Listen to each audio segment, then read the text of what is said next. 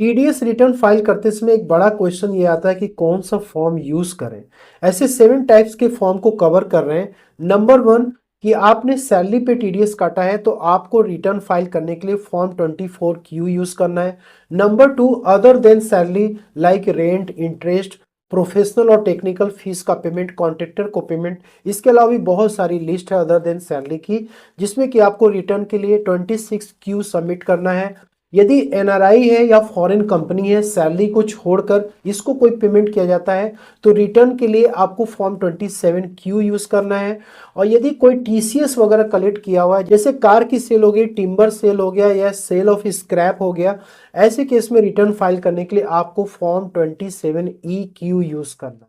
तो ये जो 4 फॉर्म्स मैंने आपको बताया, आपको क्वार्टरली फाइल करने होते हैं। जैसे ही क्वार्टर खत्म होगा उसके नेक्स्ट मंथ 31 तक आपको ये टीडीएस रिटर्न फाइल कर देनी होती है। और ये फॉर्म ऐसे डिडक्टर के ऊपर एप्लीकेबल होते हैं जिनके पास की टैन नंबर है। अब इसके बाद जो फॉर्म्स हम डिस्कस करेंगे वो इंडिविजुअल और एचयूएफ के ऊपर एप्लीकेबल है और उनको टैन नंबर की कोई रिक्वायरमेंट नहीं है। सिर्फ पैन के आधार पर ही वो टीडीएस रिटर्न भी फाइल कर सकते हैं, साथ में वो टीडीएस का पेमेंट भी कर सकते हैं। और टीडीएस रिटर्न फाइल करने के लिए 30 डेज का टाइम लिमिट इस केस में एप्लीकेबल होता है। नंबर 1 ये है कि आपने कोई भी इमूवेबल प्रॉपर्टी खरीदी हुई है लाइक लैंड और बिल्डिंग 50 लाख या उससे ज्यादा की, तो उस केस में आपको टीडीएस डिडक्ट करना है, मतलब बायर को ही टीडीएस डिडक्ट करना है। और फॉर्म 26QB में आपको टीडीएस और साथ में टीडीएस रिटर्न भी फाइल करना होता है।